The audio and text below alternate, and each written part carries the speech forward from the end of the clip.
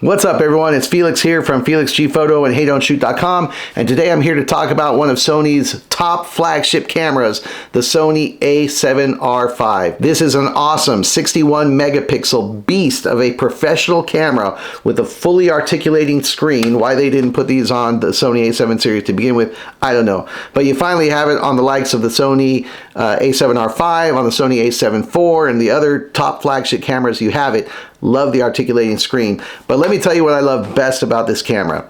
The autofocus, right? They call it an AI enabled or an AI learning autofocus, and it has subject recognition for human eye, human, animal eye, dogs, cats, birds, trains, planes, and I've used it to shoot the Air Force Thunderbirds, and I'm going to show you sample pictures in this video of me using the A7R5 with the 200 to 600 millimeter lens, and of course you're going to see samples with the Sony G Master 24 to 70, the Sony G Master 70 to 200 version number 2. Now I had been shooting with the Sony A7 III, and I still do.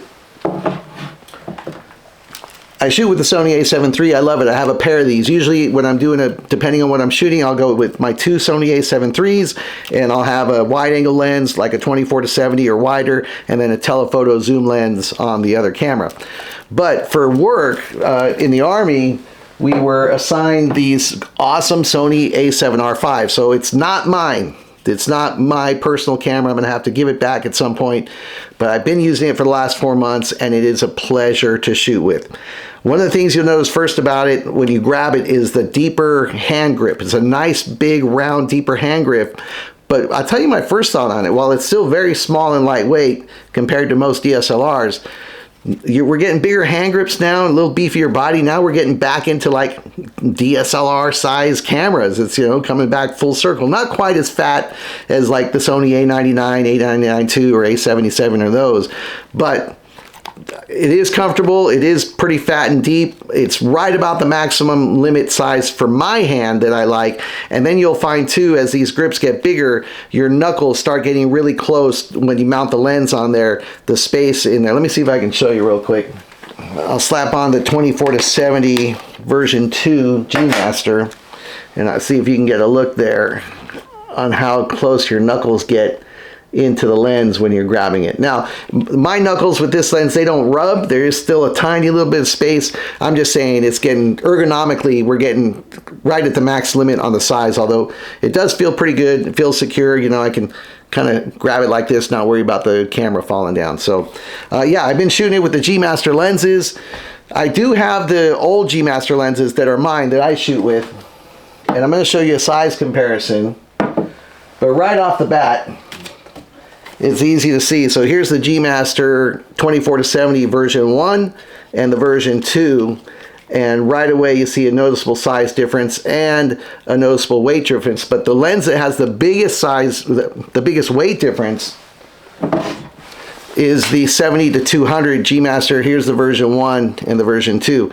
On the version 1, you've got a different style design lens hood. It is kind of a plastic, and it's a flower type, and then you've got the round one here, I guess, that most people prefer. You still have the little compartment here where for filters. I don't really use that too much. But the main difference in these two lenses that you're going to notice right away is the weight difference. The version 2 is so much lighter. It's really easier, of course, to carry around if you're shooting all day. The weight is, you're going to notice the weight of the version 1 right away. Hefty lens. Both very beautiful, render great. You can't go wrong with either one. You're going to save a lot of money using the version 1, but you're going to have that extra weight. The version 2 also has the aperture dial, the aperture ring right on the lens, and I thought at first when I started shooting with the G Master version 2 lenses that it was really going to make a big difference. I was going to like it so much more having the aperture ring on the lens itself, but it's not that big of a deal. In the end, day-to-day shooting, to have the aperture, you know, fly-by-wire aperture on the dial of the camera, not a big deal. I love both these lenses. Affordability is what it comes down to, right?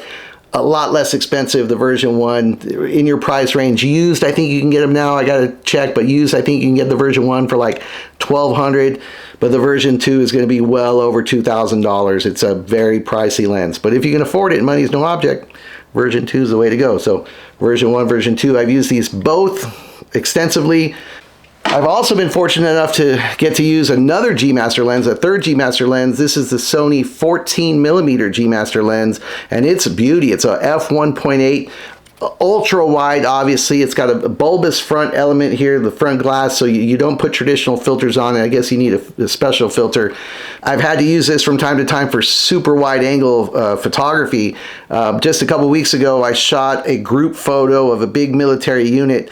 I'm talking 1,000 people or so, super duper wide. I got up on top of a ladder and then I put the camera on a monopod. So I'm standing on top of the ladder and then holding this camera on top of a long monopod. So I was probably a good 15 feet up, 16 feet up in the air. It's still a pretty good photo. I just want you to see as an example how wide this 14mm G Master gets. So I've been very fortunate to shoot with the G Master for the time I've had it. The G Master version 2 lenses and the Sony A7R5. We're going to show you some samples. I'm going to tell you more about my thoughts about a professional level camera like the Sony A7R5. Is it worth it? Do you have the money for it? Is money no object?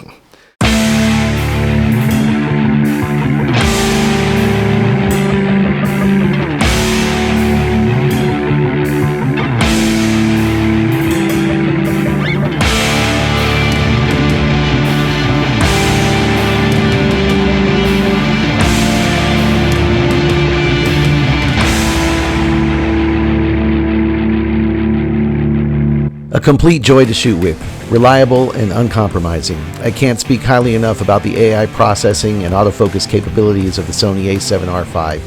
It's in a class of its own. Nothing else I shoot with even comes close. Sadly, I didn't have the opportunity to shoot much video with it, but the video specs are extremely impressive. 8K at 24p and 4K at 60p, and the list of specs for video just goes on and on.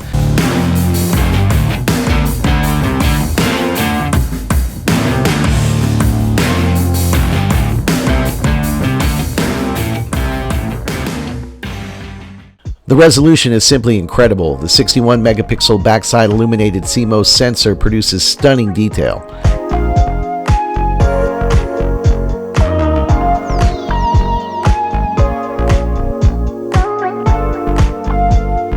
Take a look at this sample shot with the G Master 70-200 version 2, shot at 70mm, then 200mm, and then check out the detail at a 150% crop from the 200mm image.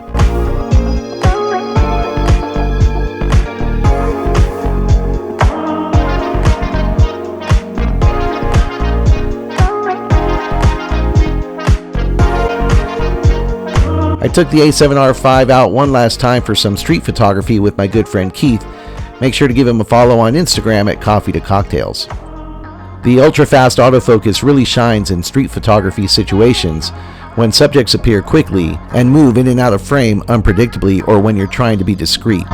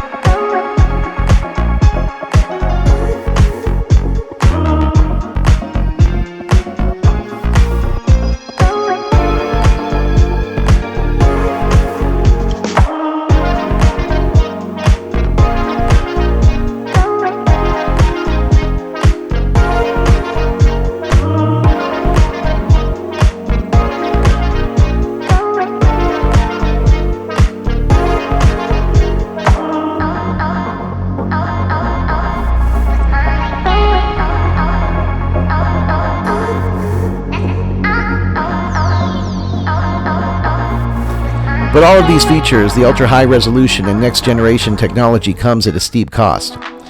$3,899 for the body, which is actually a fair price for a flagship camera, especially when you compare it to the $6,000 and $6,500 price tags that come with the A9 III and the A1 respectively.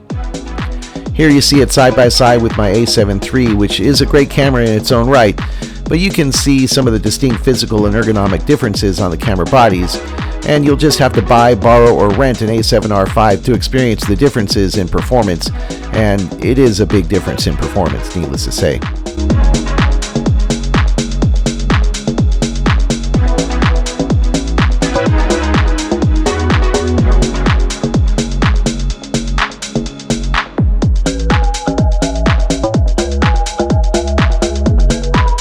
When it comes to the G Master lenses, it all comes down to your budget and dealing with the extra weight.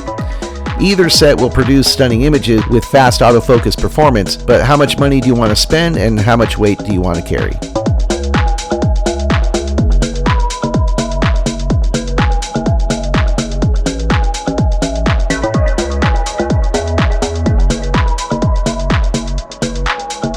And with that, let's wrap up this video with some final thoughts. Okay, so now that you've had a chance to see some sample photos with the Sony A7R5 and some good looks at the camera body and whatnot, let me give you my final thoughts. It's a top-of-the-line professional camera. If you're a professional shooter and you want to shoot Sony mirrorless, you got to go with the A7R5 or the A1, maybe the A9 III. Their top-of-the-line cameras are just heads and tails above everything else. I shoot with the A7 III, and it is a great camera, fabulous, 24 megapixels, great autofocus. But this is another level. This is just a joy to shoot with, a pleasure to shoot with. It's well thought out. I love that the exposure compensation dial, this third dial on the end here, has got a lock button on it, because on the A7 III, I'm always accidentally turning it. You've got the dedicated secondary dial, which switches the A7R5 from photo mode to video mode to S&Q mode. On the back, you've still got the joystick and all the other functions, all the other stuff that you've come to love from Sony, and of course the fatter hand grip. But what it comes down to is high resolution and just the ability to crop in.